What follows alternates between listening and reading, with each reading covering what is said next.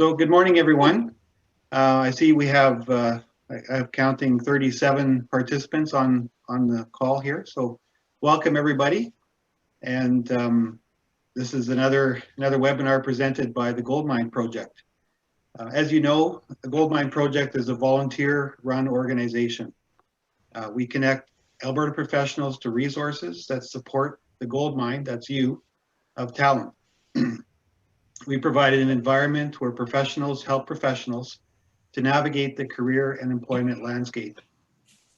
For privacy reasons, we cannot share the attendees' emails with anybody. So if you want to do networking, now's the time.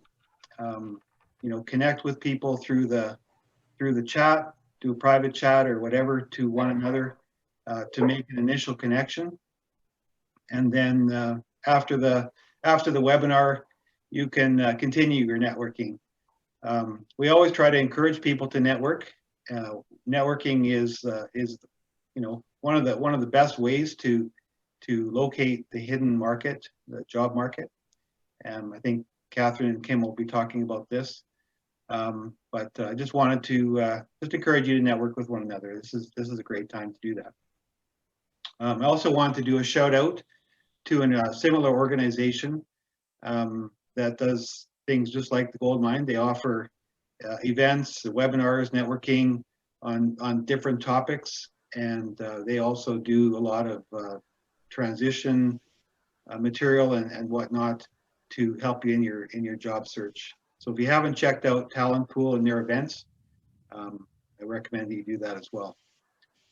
So today's webinar is an example of where professionals are helping professionals. The speakers today are Katherine Ericksen and Kim Bogart. They are both HR professionals and they work at Energy Resourcing Calgary. So I'll turn it over to Katherine. Go ahead. Excellent. Thank you so much, Andrew. Kim and I are really excited to be here, and we look forward to sharing some information and having lots of questions. So just bear with me for one moment. I'm just going to share my screen. Give me one sec.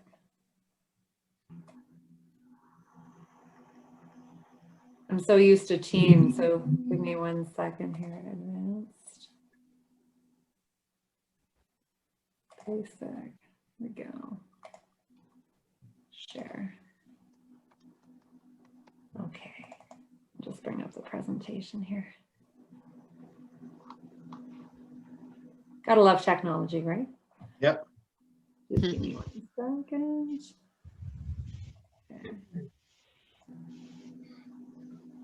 Okay.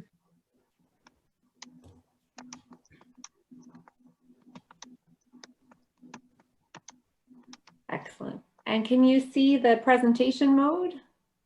Yep. Okay. Good. Perfect. Yep. Excellent. Good stuff. Again, thank you so much for having us today. So just to give you a high-level agenda, we are going to have a quick little safety moment.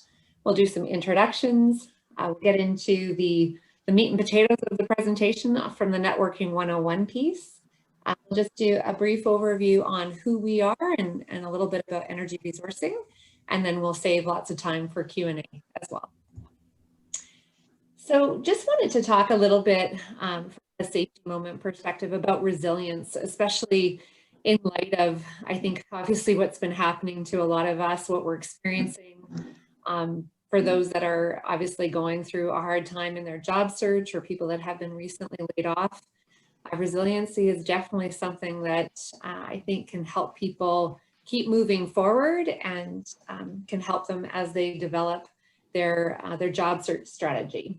So just wanted to kind of touch on a few things. When we think about what resilient people do differently, they're really good at developing high quality connections. And to Andrew's point, now more than ever, the networking piece, that's really important. So, reaching out to your friends, your colleagues, and really keeping in touch. I know that obviously with COVID, it can be more difficult to do that, but retaining that network of friends and family is really, really important. Katherine? Yes. I just had a comment here. Someone said you're not in presentation mode. On my screen, I see I see the next slide with verbiage on the text on the right. Oh, okay. All right. Thank Screen you. on the left side. So Let's just see here. Just give me one sec. I'm just going to end slideshow. Slideshow. From beginning. One sec. Is that better? So do you see just the front page? no, I see both. No. That was exactly the same as what we saw before. Okay, display settings. Okay. Swap presenter. There we go. Is that better? There we go. Okay. Yeah. I apologize. I'm so used to using Teams, and so Zoom's a little bit different. So apologies. Thank you for letting me know that. Great. Awesome. So we'll just move on. Okay. Excellent. So as I was saying, from the resiliency piece, kind of showing up as your real selves, making sure that you're being true to your spirit, and you're not trying to be something that you're not, and really just, you know, being kind to yourself. People that are resilient, they tend to grow their grit. Obviously, now more than ever, I think people are growing a lot of grit, and they're really finding out, you know, who they are, what they're made of, and their tenacity of spirit. I think, you know, a lot of people are being tested right now. But another way that people can be resilient and we can get through tough times is they tend to stay inspired. So if there is, you know, someone that you admire, whether it's be, you know, someone within your family, or, you know, someone that you admire in the, you know, let's say it's a public figure, or it's you know, self-help gurus, or someone that you follow that you tend to get really good information from, making sure that, you know, you are tapping into that and you're trying to, you know, find ways to keep yourself motivated and inspired on a regular basis. They also tend to have mental toughness and flexibility. So again, you know, really thinking about ways that you can kind of remain mentally tough and flexible, tapping into, you know, things that you can do to nourish your spirit and your soul. And, you know, whether that's making sure that you're exercising regularly, or you're, you know, doing yoga or meditation, anything that kind of feeds your spirit. And then lastly, they manage change and setbacks. And so again, you know, I think this is, this speaks largely to people right now that are going through challenging times. How we manage these challenging times and our perspective on them, I think, can really help us get through some of those challenges as we go. So the main insights, again, reaching out to your family and friends, not kind of, you know, it's very easy, I think, sometimes when we go through a hard time to sort of shut down and retreat and maybe not connect with the people. But I think that really can obviously lead to some, you know, future roadblocks, especially if you are trying to find work. If you're not, you know, maintaining your network, you don't know what's happening in your sphere. And so you kind of lose touch with, you know, the opportunities out there. Finding ways to cope with stress, that's huge. Again, like I said, you know, whatever those things might be, the self-care, I think, is really important as you're going through a tough time. Be authentic. Don't be afraid to speak your mind, or, you know, be real and be really honest. And then the other piece, the flip side, is, you know, discovering your passion. This might be a time of sort of reinvention, an opportunity for you to figure out if you want to go down a different career path, or you want to transition into other opportunities. And then the last piece, and we'll kind of touch on it through the presentation, but practicing positive visualization, really having a clear picture of where is it that you want to go? What does that look like? And, you know, that could be in the form of, you could, you know, do journaling. Some people do vision boards. I know I've done vision boards for myself, which can be a really interesting experience, but those are just some of the things that that you can think about when you're trying to be more resilient.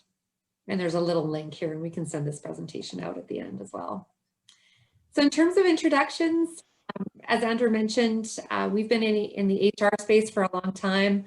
I work closely with my colleague, Kim Bogart, who I've had the distinct pleasure of actually working with in the past as well. And so I'm really excited, you know, the fact that we get to partner up on new opportunities. And we're really fortunate. We've got a great team of people, and we love what we do. We've been in this business, each of us, for, you know, around 20 years. And so I think you'll find that we're very passionate about what we do. And Kim's been a fantastic advocate for candidates Especially now, she has been talking to a lot of folks that are going through a really difficult time. So she's accustomed to, helping people through some of those challenges, and really great at coaching and kind of helping direct folks as they're navigating this new world that we're in. So jump into the actual networking piece. I think a lot of people, when they think about a job search, it can be very overwhelming at first. It's kind of like, where do I begin? What's going to happen? Am I going to lose my, some people think, am I going to lose everything? I think it's very easy to get very emotionally charged. Obviously, it's, it can be a big blow to someone's ego, obviously, to lose their job or to get laid off. And so I think it's important to kind of, after you've had some time to process, probably in some cases it could be a shock. Some people might not be surprised that they were laid off, but whatever your situation is, to give yourself the space to go through that, I almost want to say like a grieving period. Don't expect that, the day after you get laid off that you're going to go and you're going to start your job search and you should just, find something right away. I think that is putting an unrealistic expectation on yourself. So giving yourself that space to have some time to decompress and kind of figure out, okay, I'm going to give myself some time. Maybe it's a week, maybe it's a couple weeks, whatever your situation might be. Everyone has different situations, but once you've had time to kind of reflect on what's happened, I think assessing your situation, looking at your finances, and any resources that you might have at hand. I think for some people, at first, because they're in shock, they might think, oh my goodness, I'm not going to be in a position, I need to find a job right away. And a lot of times that's not the case. We actually have more time to find a job than we might otherwise think, once we've had a chance to kind of sit down and look at all of our different, finances and maybe secondary income and things like that.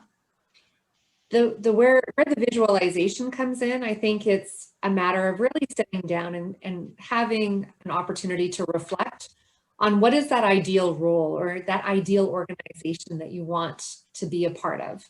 And maybe it's an opportunity now more than ever where you've been thinking about being a consultant and you've been putting it off, but if you got recently laid off and you are a person that has 15, 20 plus years of experience, now more than ever it might be a great opportunity for you to start thinking about how that could transition into a consulting opportunity, as an example.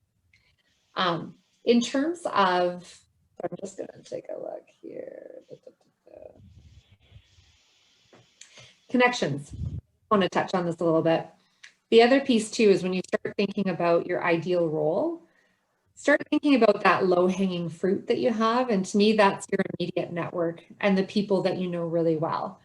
So if you're thinking that, for example, you've always wanted to work for a not-for-profit organization, now might be the time to reevaluate and think, okay, if I want to do that, who do I know in my network at a not-for-profit organization, or is there an organization that I admire? And how can I maybe get better acquainted with that type of organization? And so really kind of tapping into that network, and also keeping in mind that the more connections and contacts that you reach out to, you're greatly increasing your odds of finding a role or a contract.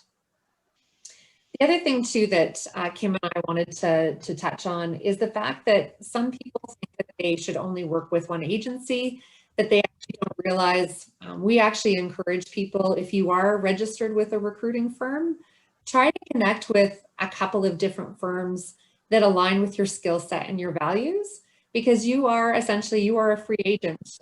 You are not restricted to one agency over another.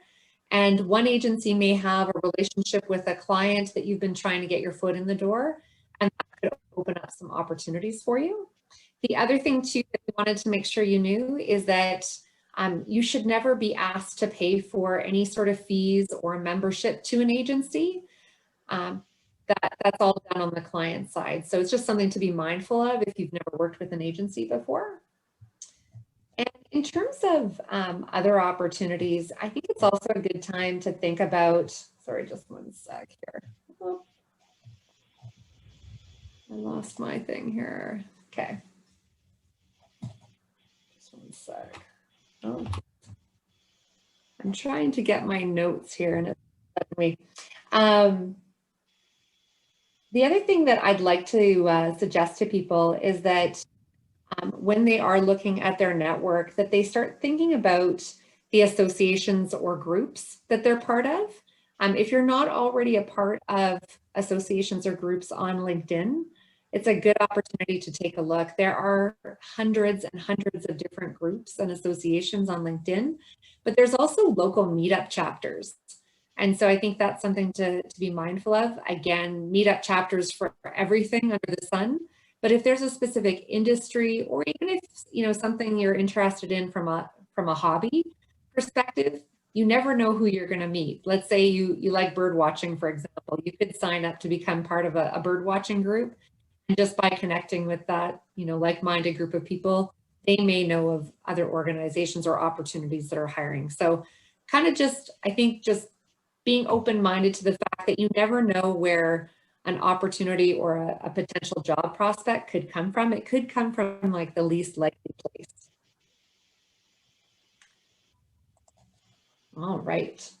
And so I'm going to pass it over to Kim so she can start talking a little bit more about kind of honing in on what you want. Yeah, thanks, Catherine.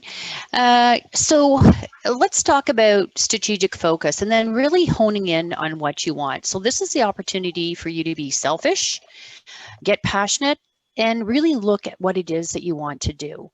So it's certainly an opportunity. May not feel like it at the time, but really strategic focus is really going to help you with your planning. Oftentimes we see a little bit of spray and pray, which really is sending a resume out to every possible job in the market. It doesn't work. The percentages are low on that. So it's really good for you to be strategic in your focus. So it sounds a little bit cliche and in terms of being strategic and identifying your top companies, but it really gets back to what are your skills, what do you value, and what's in it for you. So clearly a strategic focus is putting the plan into effect. So step one really is, what are those cool companies that you want to work for? And what are those companies that don't meet your value proposition? So be clear in terms of what your picture is, what you want to do, and it just makes it easier to start to refine and get down to that pool of companies that you really want to target. And it really helps just in terms of your career search, because it can be overwhelming, when you start to do that career search, but it also can be very rewarding because you're targeting different companies, you're talking to different people, and it does get easier as you start to go through and utilize a more strategic focus. And then who do you know? Again, we talk about networking, but networking really does work. So networking with everybody that you know. Those are friends, families, acquaintances. And I'll give you an example of sometimes where, things pop out. And when you're talking to folks, every day I go to the same place and pick up my coffee. And I'm in a lineup with folks and you get to know them. And it's interesting how that can translate into networking and opportunities. It actually happened to me. I went to one place for coffee on a regular basis and got to know the person in front of me, consistently had the same schedule. And a job opportunity did come out of that. So strange things do happen, and networking and talking about what you're looking for really does work. So again, that's really the step 2. Who do you know? Start talking about your skills and what's your value proposition. So then how do you get your foot in the door? We hear about this all the time about the, recruitment tracking system is a bit of a black hole. Well, it can be because right now in the market, there's a lot of people that are applying to a ton of different opportunities. So getting your foot in the door could be looking for those hidden job markets. And some of those hidden job markets right now are happening because companies strategically have scaled back their HR groups. And so what's happening with that is hiring managers have that additional piece on their plate. And so they're actually trolling on LinkedIn. They're actually doing networking and looking for that hidden talent that's in the marketplace. So you could be sitting beside somebody in a coffee shop and there's your hidden job opportunity. And it does happen. So utilize your LinkedIn, look at some of those connections, go back to some of those identified key companies that you're looking at and start to go through and make some of those connections. So like I said, it really does work. And then look at who can introduce you through your network to some of those LinkedIn opportunities. Could be again a peer, a family, or an acquaintance that's going to be introducing you to somebody that's in a hiring decision, or somebody who might refer you to somebody within that hiring decision. Because again, hiring managers are trolling on LinkedIn. That is part of them looking at the talent pool. So there's an opportunity, and it does work. So one of the key things that we do see on LinkedIn is just ensuring that you're crafting your LinkedIn so people know who you are. You see a lot of flowery LinkedIn profiles that talk about all kinds of different things. But when you look at what your target skills are, it's hard to identify. So if you are an EA that specializes in building board packages, that's what you're selling. That's who you are. If you're a reservoir engineer that's skilled, in reservoir engineering, make sure that that's clear in terms of your LinkedIn profile, because it makes it easier for hiring managers to find you, as well as talent scouts looking for you in that pool on LinkedIn. So once you've gone through and you've got your foot in the door, you're making some of those connections, make sure that you've got a really great crafted introduction. So it goes back to a little bit of an elevator speech, but really honing in on what your values are, your skills are, what you can bring to the table. Sometimes we do see people that reach out, and oftentimes the first connection is, I just want a job. Yeah, I get it. But we really need to look at what is the value that you're bringing to the table. So important. And then make it easy. Make your search easy. Make it easy for people to find you. So the other piece around this as well too, determining the business problem that you can solve. So oftentimes when you're looking at certain connections and looking for that connection for somebody that's making that hiring decision, they truly are out in the market because they're looking for a problem to solve, and they're looking for somebody to help them do that. So do your research. I mean, it does take time, it does take effort, but the payoff is big, because when you're actually determining what the problem is, because companies are looking for that outcome, it's going to help you get a connection. So it's very critical in being strategic about your approach and really going after what you want. What is your value proposition? How do you solve a problem? So that's going to help you on the strategic focus. Right? Over to you, Catherine. Right. And I just wanted to add, thank you very much, Kim. The other thing too, as Kim said, I mean, opportunities come up in the most unlikely places. And one of the things that I wanted to touch on is the hidden job market, because quite frankly, I think that there's so much of that, and probably now more than ever, for a lot of different reasons. I think, companies, while they are still posting roles, I think that, let's face reality, HR departments are becoming way more lean.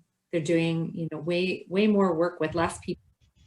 And to Kim's point, the ATS can be a bit of a black hole at times. And so I think, wherever we can be creative and try to get ahead of the opportunity before something even gets posted, I think that's where you might be able to find that there's opportunities that you didn't even know existed. And that actually happened to me. The role that I'm in today is because I have reached out to my network, and I had asked a former candidate that I had worked with in the past about a company that she was working for, and really was just curious about what what her role was, what were they doing in the recruitment space. I had lunch with her, and lo and behold, they were looking for people. I got an introduction and was made an offer within, about a month's time frame from meeting that person. So yeah, opportunities can kind of happen when you least expect it. So I think being really mindful of what it is that you want and what you want to, you know, the type of role, the organization, the values, what are the things that are really important to you? Because you're going to, in my mind, my belief system is that you're going to find more of that, but it's really important to be clear on what it is that you want. So I'll just move to the next slide here, if I can. There we go. All right. So from a social media perspective, like Kim said, you know, how you communicate and interact with hiring managers, HR, is everything. So when you are reaching out, whether it's on LinkedIn or you're sending somebody a resume or a message, be really clear on what it is that you're trying to achieve. And I think it's all about knowing the audience, understanding the organization that you're targeting. So for example, I think we kind of touched on it on the other slide, but if you have an idea of a problem that you could solve, or you think you can add value to an organization because of a project that you've worked on, or because of specific skills that you bring to the table, make sure that you're mentioning that in your email. Really personalize things, because I think in this day and age, we all know everybody gets so many emails and in-mails on LinkedIn. You want to make yourself sort of stand out from the crowd. And to me, how you do that is in your approach and in your communication.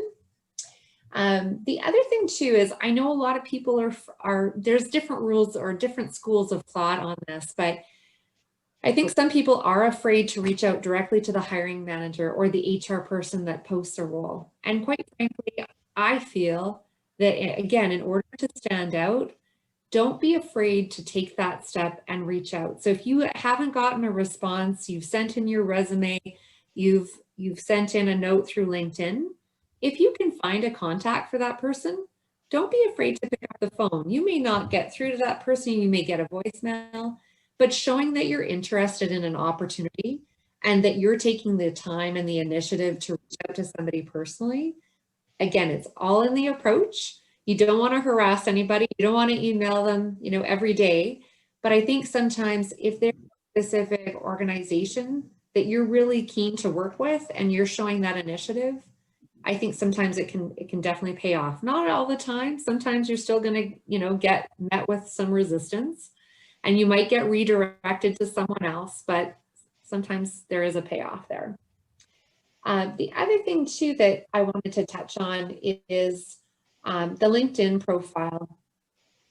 And Kim kind of touched on that too, but I mean, as we all know, LinkedIn is huge, whether it's LinkedIn, Facebook, maybe not so much, but definitely from the career perspective, I'm kind of taking stock of your LinkedIn profile. Do you have a professional recent photo?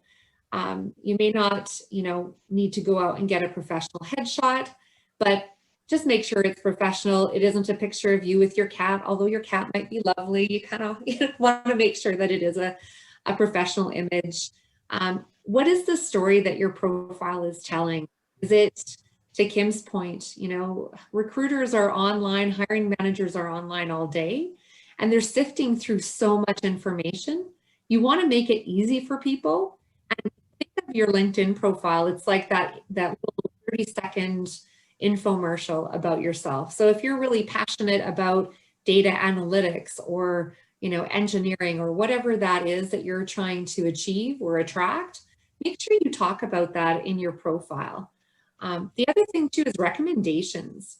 This could be a way to also, you know, it's a form of networking. So if there's people that you've worked with in the past, don't be afraid to reach out to them to say, hey, you know, I hope it's okay, but I'm wondering, are you able to provide me with a recommendation on LinkedIn? And lo and behold, if you haven't spoken to that person for a while, you might be surprised. They might say, hey, are you looking for work?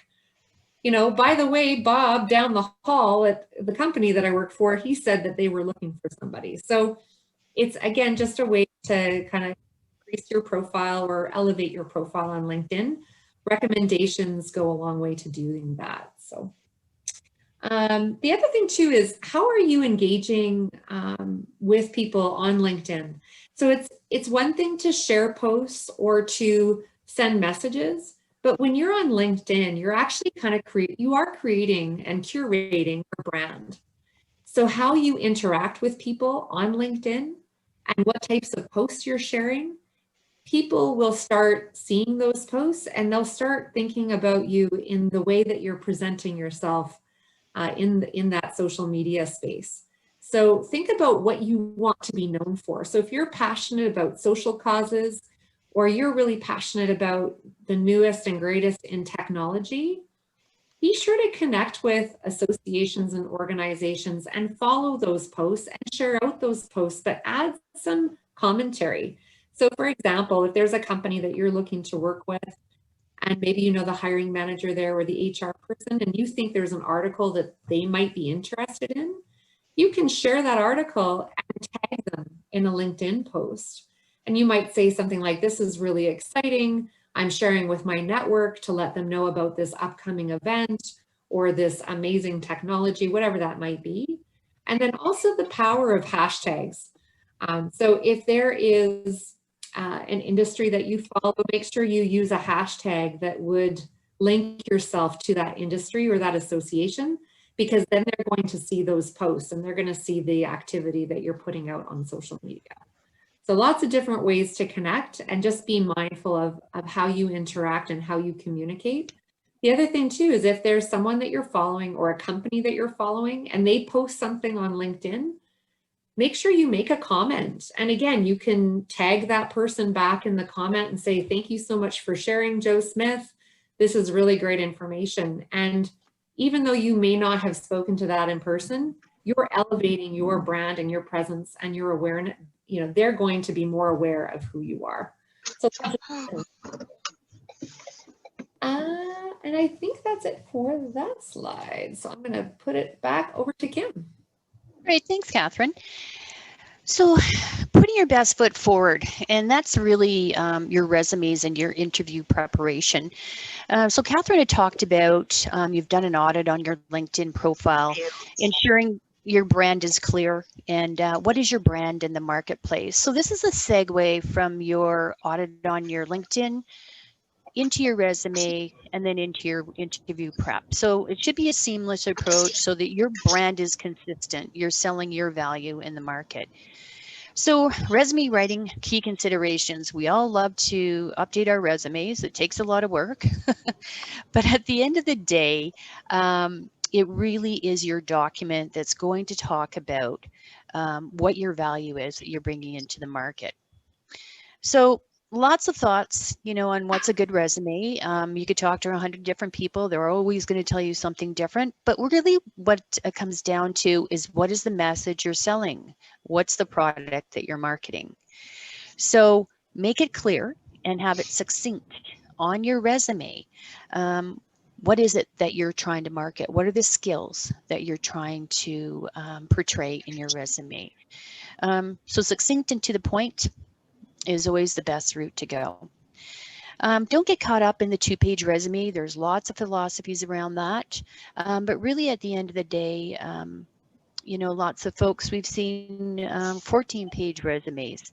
That's a little tough because you've got a lot of skills, but we really need to get that honed down. So it really gets down to the meat of what it is that you do, what's your value, and what is it that you're selling as an individual. So some of the key things on that as well too, we talked about what's your value proposition.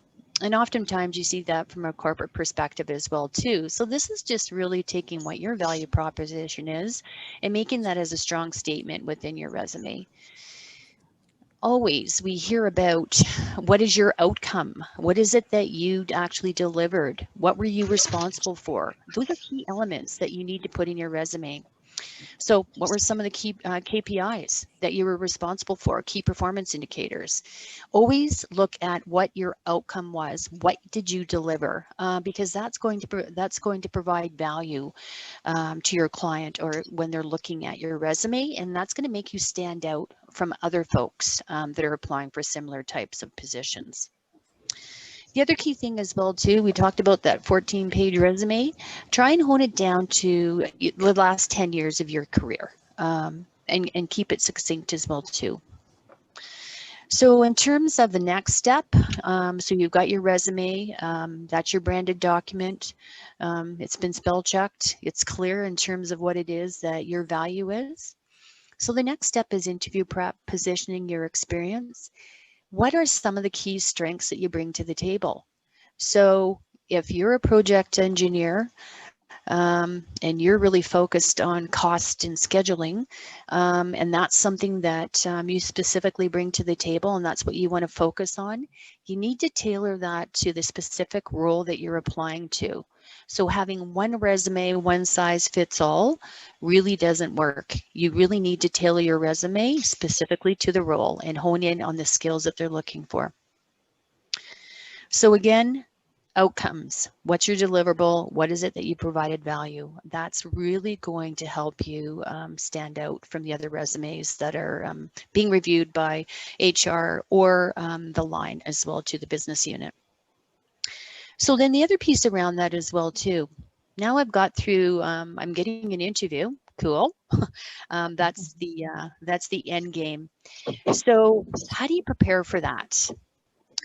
So I'll give you an example, and I use my husband all the time for feedback. So I set up mock interviews. I look at that job description. I get my prep in play. What are some of the key things that they're looking for? I go through behavioral-based interviews. I look at some of the technical scope that they're looking for in terms of the requirements. And then I develop my plan of attack. How am I going to go through and interview for this? So what I do, I go through and I actually do a mock interview with my husband. And the reason why I do that is because I know he's going to give me good feedback. If I'm too wordy, if I'm not getting to the point. And I've been quite successful in terms of having him as my partner in crime in terms of actually delivering interviews. And again, use a trusted friend. Use somebody that you know that you're going that you can trust that's going to give you feedback. So that's a key consideration, because now that you're in front of the hiring manager, you're actually getting to that point where you're getting to the interview. So what's changed in this abnormal market? And even before COVID, a lot of things have changed in terms of how folks are interviewing. So you need to get used to doing that. So there's online interviews, and I think we've all seen the online interviews where it's very one-sided, and they send you a link. There's some technical questions, and then there's behavioral questions, and it's a bit uncomfortable, and it's being timed. There's those types of interviews, and those are pre-screen interviews that'll move you forward to the next step. So it's really getting used to doing that. So the other thing as well too, sometimes folks just want to pick up the phone and telephone interview you. And so anytime somebody is contacting you, that is a type of interview. So it's getting used to doing that and being comfortable. Today, we're on a Zoom platform. So it's getting used to Zoom as well too, and getting used to that platform in terms of interviewing. So part of that as well too is if you are doing any kind of online interview, make sure that you're set up for success. Have your platform set up, make sure that your links are set up, make sure that you're on time, all of those things we know we need to do, but it's going to set you up for success. Make sure your lighting is good. Make sure your audio is working.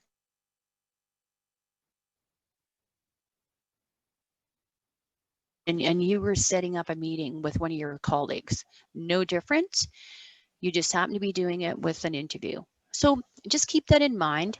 And sometimes things happen. We're human. It doesn't matter if for whatever reason your audio might cut out. It's how you persevere and how you get through that. So that's your resilience. And that's key. And oftentimes folks will look at that. I was talking with one of the folks that I was looking at placing, and he told me, he said, you know what, as much as I had WebEx that was set up, we went through prep that day, you're not going to believe it, my WebEx was not working. So he said, you know what, so I said to the hiring manager, you know, there's a 1-800 number here, can I just call in? And they said, yeah, absolutely. So his resilience, thinking on his feet, and this guy, he came back the next day and he gave me some feedback on that. And I said, well, you know what? You're human. You did the best that you could. Spot on resilience. So he called me within 2 days. He goes, you know what? They've reached out to me again. And he said, you know what? I think I'm going to get the job. Sure enough, he did. But it was resilience at the time and just allowing yourself to make a mistake. It's not a big deal, and pulling through it. But it's prep, because not everyone's comfortable in online interviewing. I know it took me a while to do it. So it's just prep. Zoom right now, I mean, if you pick it up on an individual basis, it's free. So there's a lot of free things that you can pick up online that's going to help support you get through the whole interview online process. Good. All right. Oh, thanks. I'll pass that over to Katherine. Yeah, I agree with Kim. I mean, obviously, you know, before it would be, you know, telephone interviews and in-person interviews, but with COVID, I would say the majority of interviews now are done on Zoom or Teams. And so if you've got Zoom, if you don't have Zoom, you should probably get it on your computer, your friends and family, you know, have a phone call with them, do a mock interview, and learn how you want to interact with your audience on screen, because it is very different. And if you're not accustomed to on screen all the time, it can be a bit of an adjustment, and it's a bit of a test, as Kim said, with like lighting and sound and technology, and just making sure that everything's working before you go into that interview. Preparation is definitely the key. So thanks, Kim. You bet. And so, yeah, actually, I think this is your slide as well, my dear. It is. So thanks, Katherine. What does the new abnormal mean for job seekers? Because I refuse to believe that this is normal, what we're going through right now. So I call it the abnormal means for job seeking. So things have changed. Pre-COVID, lots of different opportunities that were going on.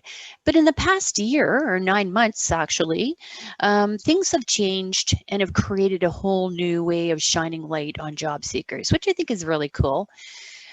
It's actually created some entrepreneurial spirit. Companies are looking for those gaps, you know, who can be working in different opportunities. So Calgary in its own is a very entrepreneurial city. We've got amazing talent. I mean, look how many people that are sitting around the screen today. It's humbling just to think how many people here and the years of experience that you have. So when you look at globalization of opportunities, currently what's happening in the market is a lot of companies right now are looking for folks, not just here in our backyard. So it's an opportunity for folks in Calgary to be looking at companies that are looking to be hiring. So when you're looking for some of those job seeking opportunities, look at those global aspects of who's going to be hiring. There's folks in the US that are looking to be hiring remote folks in Calgary. There's global companies that are looking to be doing those types of things outside of Calgary. So don't just look in your backyard. We have a unique set of circumstances, and it's a great opportunity to capitalize on those opportunities in the market. So pivoting and transitioning into new roles. You know, more catchphrases, but that really is what it is. Pivoting and transitioning into perhaps an opportunity you never thought would be available to you. So there's some cool things that are happening. Recently, one of my colleagues for a corporate company that I worked for was laid off. And so she reached out to me and said, you know what, I don't know where to start. And I said, you know, start at the beginning. So let's go back to the basics. What's your passion? Where do you want to go? What's your direction? So this person was actually worked as in a corporate setting as a geologist, geotech rather. And so she reflected on what she really wanted to do, what she loved to do, and looked at what the business problem was in the market. So her skills were in geoanalysis and data science. She loved it. So she went out to the market to find where she could get free upgrading and education, and she found a ton of it. And so what she did is she updated her skills and then changed who she reflected and what her brand was in the market. So then she went out to market and branded herself as an analyst, a scientific data analyst, because truly she had done her work. So she pivoted and rebranded herself, looking at what her skills she already had, how she could actually upskill some of that professional development, and she actually landed a role with one of the energy companies in town, actually one of the regulators. So it truly does work. It's looking at what some of the skills you already have, some of the skills that you want to upgrade, and then actually transitioning those or marketing those additional skills you already have. So it's a little bit of a rebranding, but it does work. Some of the key things as well too is, you've gone out for a couple of interviews, you've met with some companies, maybe that top 10 or 20 that you thought were your dream companies that you wanted to work for. And then after interviewing with them, you've reflected and thought, you know what, maybe they don't have the values I originally thought. And maybe not getting that offer, maybe that was the best thing that happened to me. So it's evaluating your progress and making some tweaks in terms of what it is that you're looking for. So having an Excel spreadsheet gives you a bit of a dashboard in terms of how many interviews you've been out to, who you've actually met with. And so it gives you a reflection of perhaps that 30 days of what you've actually been doing. And it's a bit rewarding because then that also builds into who you've connected with, perhaps who they might refer you to. So it gives you a bit of progress report rather, in terms of where you're at and how you might do that. So again, other resources that are in the market, and oftentimes we hear folks saying, well, what are those? So there's a lot of online programs that are free. There's a lot of networking opportunities that are free.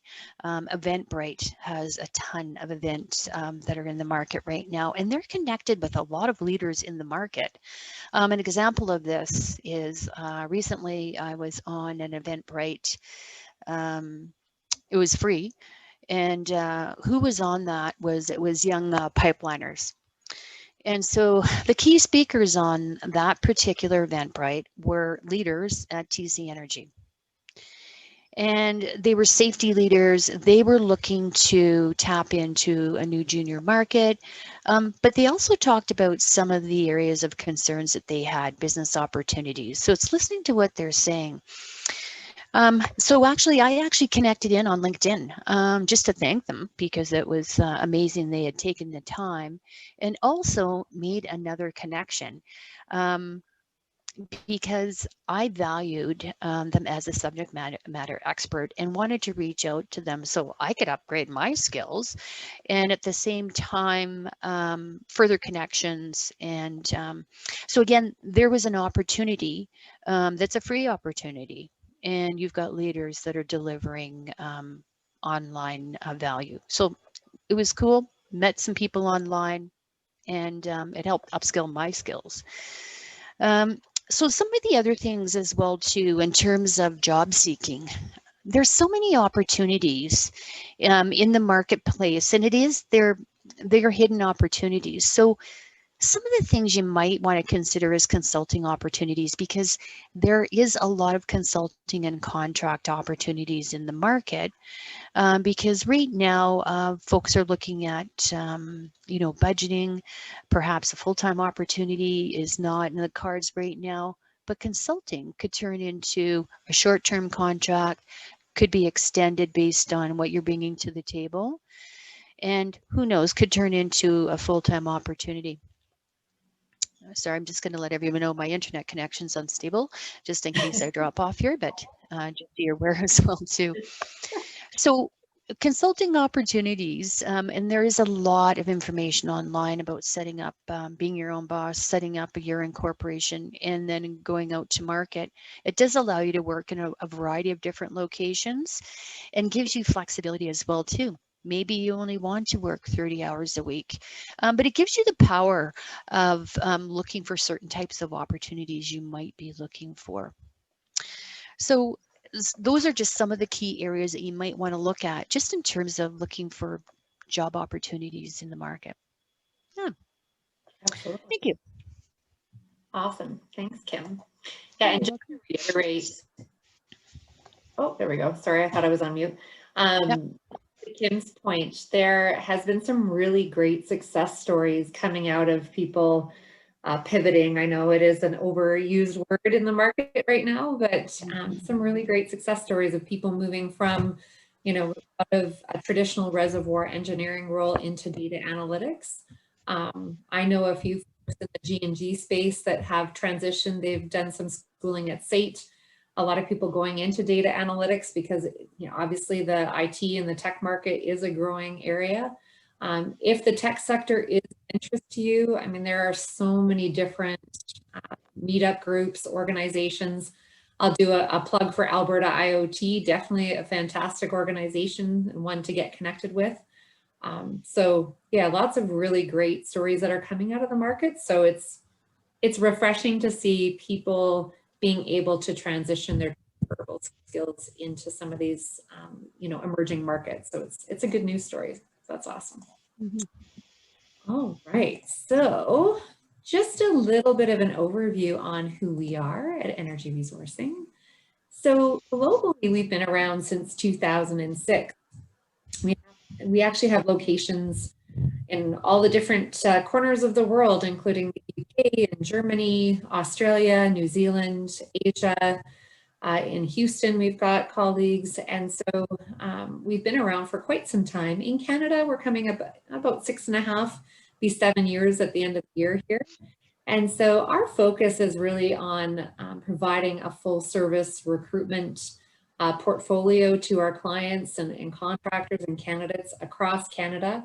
We tend to work in the technical space, so it's easier for us to tell you what we don't do. We don't do a lot of work around administration and finance. The roles that we tend to recruit for are of a technical nature, but that falls under a variety of different industries and sectors. So we work with clients in the nuclear space, mining, petrochem, oil and gas, EPC, and then we're also working with clients in emerging technology, nanotechnology, clean technology, IT. So it's quite broad. And we manage about 185 contractors across Canada and about 1,500 globally. And our focus really is to ensure that we're providing value to our clients and contractors. So where, a variety of our clients, they may have their own internal HR teams, but we support them on roles that are difficult to fill. We have, MSAs with a variety of different companies in Canada and globally, where they outsource a lot of their contract recruitment because they don't have the resources internally to do that. So that's just a little bit about us. In Canada, we're a team of 9, and Kim is one of our senior recruiters. We've got a fantastic team, and I think one of the things that I'm most proud of is the fact that not only do we have really great people, but they're tenured, they've got great experience, they're passionate about what they do. And a lot of our people have been with the organization for 5+ years. So I think that that speaks for itself. So really proud to be part of the organization. And that brings us to the end of our presentation and opportunity for Q&A. Okay, well, thank you, Kim and Katherine, for a really great presentation. You're welcome. I wanted to say that I've been following the chat box, and there's some questions in there which I'll get back to, but I just was wondering if you had comments specifically to mature workers who have been unemployed for a number of years. Unfortunately, a lot of our membership at Goldmind, and I'm sure there's other people on the call today that aren't a part of the Goldmind yet, but a lot of our members are, over 50, over 60, been out of work for 2, 3, 4 years, and have become discouraged with the whole networking. I'll call it networking process. And do you have any encouragements or that you could offer to those group of people? For sure. and I'll certainly let Kim jump in too, but you know, I Mhm. think that from my perspective, I mean, I know some of those folks personally, so I can empathize for sure that, you know, it can be challenging to be resilient and keep focused and be hopeful. I think that, you know, part of what we wanted to do in this presentation is maybe highlight the opportunity for some different strategies. So if there's things that you've been doing to try and find work and you're finding that you're hitting a dead end, kind of reevaluating how are you connecting? How are you finding opportunities? Is there a business solution that you could solve? And perhaps is this a great opportunity for you to position yourself as a subject matter expert and a consultant? Is it time to look at, you know, becoming a sole prop or incorporating, you know, depending on, you know, your line of business and how you want to structure that? I think it is an opportunity to be creative. And, you know, now more than ever, companies, because of overhead restraints, I think we are going to see, you know, an uptick in contracting activities. Companies that don't have approval to hire full-time headcount, they absolutely would jump at the opportunity. In fact, we're working with a client right now that they didn't have approval for a full-time HR headcount, but they've reached out to us and said, we need your expertise. So we've engaged a contractor that's going to help them with their recruitment. And so very similar in other industries where organizations have had to do such huge workforce reductions, but they might have pockets of consulting opportunities where the work still needs to get done, but they just don't have that approval for headcount. So I think it really comes down to making sure that folks are connecting with the right people that can get them in front of the person making the decision. That's just my 2 cents. Kim? Yeah. So I myself is 50 plus tax. So I understand completely different ways of how you might target the market. And so what I found, and to Catherine's point, is there is some opportunity in the market from a consulting perspective. But having tenure is a great thing because oftentimes tenure can help support a business value proposition. So for example, you might be able to come in and deliver skills that are not currently available in that particular team or that business that are so valuable that you can help clear the plate where, you know, they may have been running with a really lean team. So folks that have tenure bring a whole different set of skills to the table. You know, in terms of EQ, oftentimes you're able to bring things to the table and deliver it with a different set of emotions or just looking at things in a different way. So I really think it's how you're going about looking at opportunities. And it goes back to what's your strategy. And I know it feels different when you're going into the market because there's a lot of different things that are going on out there. But one of the key things is going back to your strategy and also looking at who is going to help you look for certain types of opportunities. So that also goes back to working with different kinds of talent agencies. Now, not every talent agency is going to fit, you know, in terms of your values of what you're looking for, but it's really spreading your message to different types of organizations that are going to help market your skills. So I think that's one of the key things is sit back, look at what's the approach that you're looking for.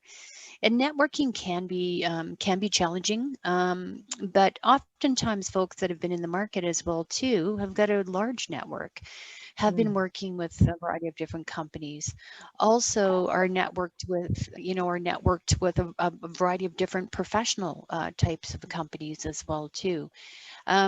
So I know it's cliche to say don't get discouraged, but at the end of the day, you bring such value.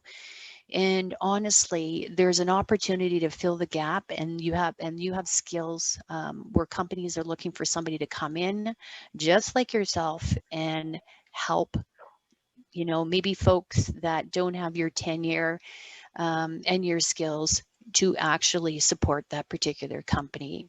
And I've seen it over and over again. So that's critical. So what are you bringing to the table? Solve the problem, sell yourself, and use a variety of different methods to get your message to the market. Mhm. I hope that helped. To add to Kim's points too about development, professional development, to me, the opportunity for people to upskill or retool or maybe transition into other opportunities. I think there's huge opportunity right now. There's a lot of free resources, like Kim mentioned. I think that there's courses being offered through LinkedIn. There were at one point, and I don't know so much now, but I know that there were a lot of online courses available. So if you're feeling like, if there's a particular technology or a skill set that you feel like you need to upgrade in order to, remain relevant, if you're concerned about, maybe there's technology skills or things that you feel like you need to brush up on, I think that that's really important too, is to kind of keep your confidence level up to make sure that you feel like you're going into the market and you've got, like Kim said, a lot to market, and it's all about yourself. Yep. Great. Thanks, Kim and Katherine. You're welcome. If we think about networking, a year ago, I would say that you would still be lucky to have coffee with a hiring manager or being able to network in person. But in today's COVID world, where people are hesitant to meet in person, how do you make those connections and those information interviews? Mm-hmm.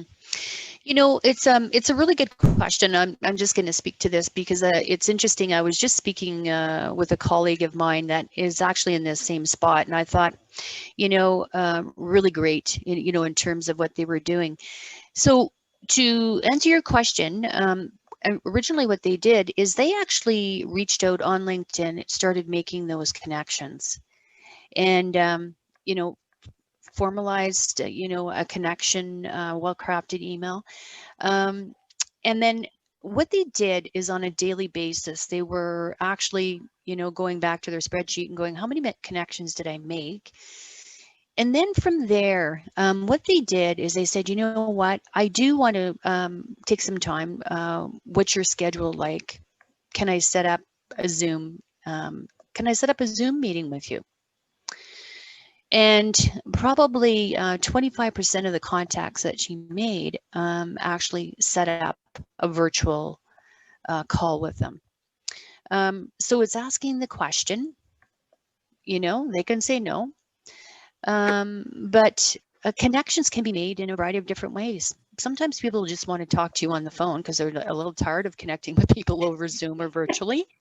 So it's just asking the question. Oftentimes people do want to help. So it does work, and or FaceTime on your cell phone. There's those types of ways of doing it as well too. So it's being current, utilizing some of those free tools that are out there, and just taking the opportunity and asking the question. Yeah, that's great. Thanks. The next question is with regards to hiring managers, and I'm going to add to the question as well, but first part of the question is how do you find out who the hiring manager is? Are there any secrets or tricks? And then if that company has a job posting, do you recommend sending an email to the hiring manager as well as applying for the job posting? Yeah, so I'll just jump in here, and we both have strong opinions, I think, on this. So, I mean, in regards to figuring out who the contact person is, it's really going to come down to the functional area that you're targeting. So, for example, if you're an engineer and you're looking for an opportunity and you noticed a job posted, it could be a few different people. It could be, the engineering manager, if that's their title. It could be engineering director. It could be the discipline lead. I think it's a matter of doing some Google searches. And it could be, for example, if someone's a mechanical engineer, you could type in the word mechanical engineer team lead and the name of the company and the location. That's what I would personally recommend to start doing. And then from there, you'll find that if you connect with that person or you look at who they're also connected to, you can take a look at that list. And then the other piece is if you go onto the company page and you click on their LinkedIn page, it'll show you a list of all the employees. Now, I think that's the case. I'm not sure if that's just a premium feature, but I think you should be able to see all the people that work at that organization. Now, of course, depending on the size of the company, that could take a long time to kind of weed through that information, but there's a few different ways to attack it. And then in terms of, you know, reaching out and connecting directly, I highly recommend that you do both. It's good to have your resume in the ATS, but I think as a follow-up, reaching out to the hiring manager or the HR person to let them know I've applied for the role. I'm really keen to learn more about your organization. Are you open to having an informational interview? Even something like that as a follow-up. That's great, thanks. There was a question about virtual networking opportunities, and there were some ideas that came out in the chat. One was the Tech West Collective, also Rainforest Alberta, perhaps Calgary Economic Development events. Absolutely. Passive House Alberta has some training material. There's I think it's AMII. I'm not familiar with that organization.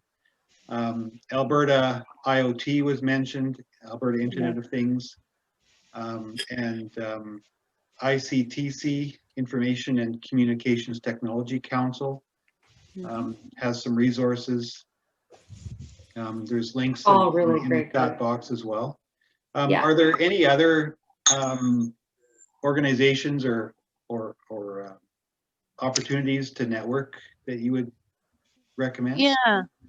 Well, there's some other opportunities as well too. So the Calgary Marketing Association is also one to kind of keep your eye on, because within that forum, there's folks that are, you know, from different corporations. The Chamber of Commerce as well too. There's always opportunity to go to free, you know, opportunities at the Calgary Chamber. Now I'd advise to have a look online because there's been some changes in terms of COVID. But again, if you look on Eventbrite, there's quite a number of different types of opportunities that you can connect in with. The Chamber of Commerce, whether it's Calgary or other Chamber of Commerce, again, spread your risk a little bit. Oftentimes they're doing virtual types of opportunities. So an example of that, I connected in with the Ontario Chamber of Commerce, and so the expose was about nuclear in Canada. So there was a lot of folks around that table. Good intel in terms of where you might target your approach, and then also you know, some really relevant people that were speaking as well.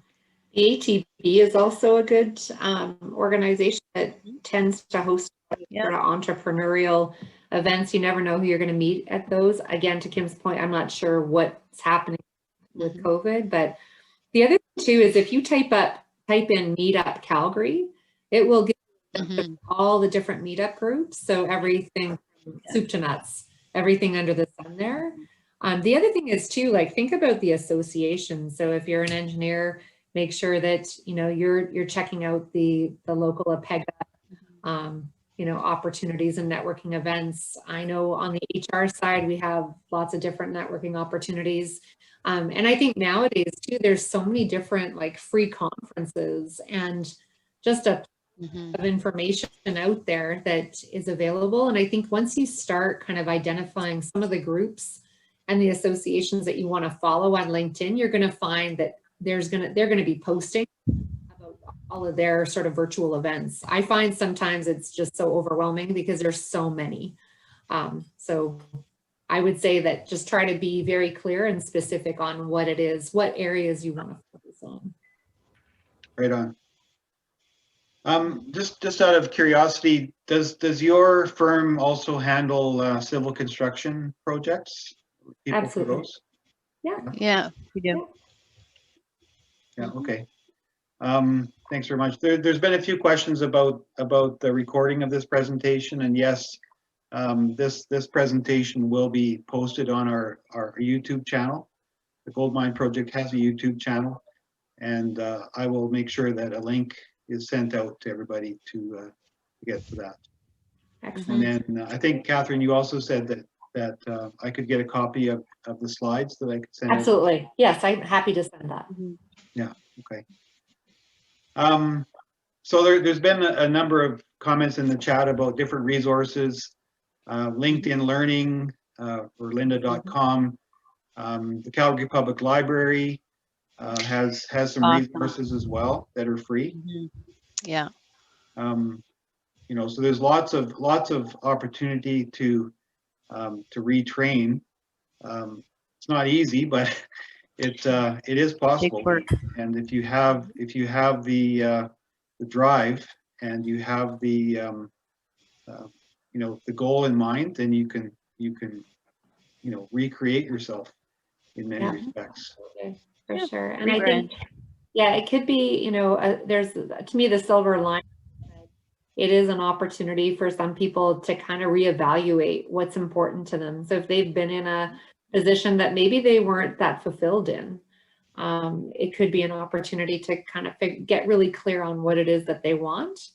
And to Kim's point, I mean, we've seen some really good stories coming out of candidates that we've interacted with, and people that have landed some really cool opportunities. So, so I do believe that it's a combination of things, right? It's knowing the right people, having the right mindset, being really clear on what it is that you want, and not being afraid to ask for help. This is not the time to kind of, you know, retreat and shy away, but it's definitely the time to connect with people and not be afraid to ask for help. To that point, definitely if you want to connect with Kim and I on LinkedIn, we may not be able to respond to you right away, but definitely feel free to reach out with any questions you have, and we're happy to connect with folks and help you in any way we can.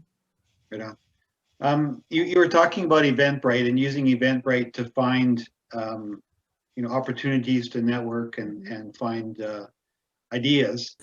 What specifically do you look for in Eventbrite? There's the comment from one of our audience is navigating Eventbrite can be a challenge. Yeah, there's no question. So generally, you know, I'll just speak to this because one of the ones that I was following, and I was following Kevin Covert on LinkedIn, and he's the CEO of Beaver Drilling. So I was following him on LinkedIn, and then on LinkedIn, he said, well, you know, I'm going to be doing a presentation, and I'm going to be talking about hydrogen, and I'm going to be talking about this program Avatar. And I'm also connected in with some of the major corporations in Calgary. I was like, well, this sounds really quite interesting. So oftentimes when you're doing LinkedIn, there's all kinds of links where folks are wanting you to actually link in on Eventbrite. So that's one way of doing it, because that helps you target through your connections as well. With Eventbrite, you can also do a search on there in terms of some of the key things that are coming out. There's a lot of noise around emerging technology, around clean energy as well too. So look for those because they seem to be more. There seems to be more around clean energy that is coming out where people are using Eventbrite as a forum, and it's free. So that's a big opportunity. Does that help? Yep, I think it does. That's all the questions I had in the chat box. Does anybody else in the audience have any questions specific for Katherine and Kim? Feel free to unmute and just talk.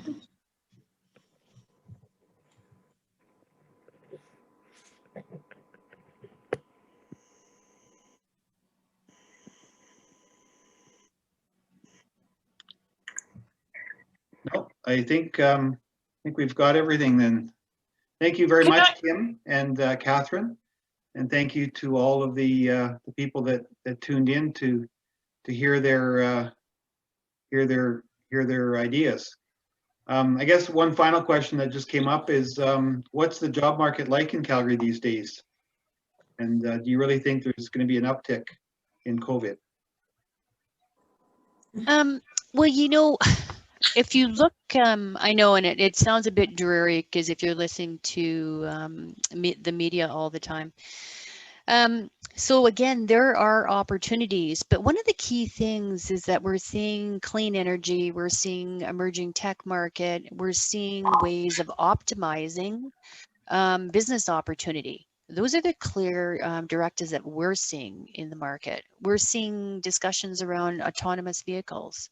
We're seeing IT, globalization of IT, some really cool things where there's actually growth in Calgary.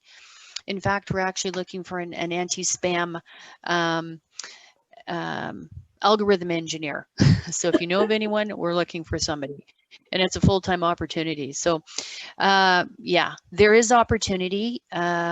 And again, more consulting opportunities we're seeing in the market right now.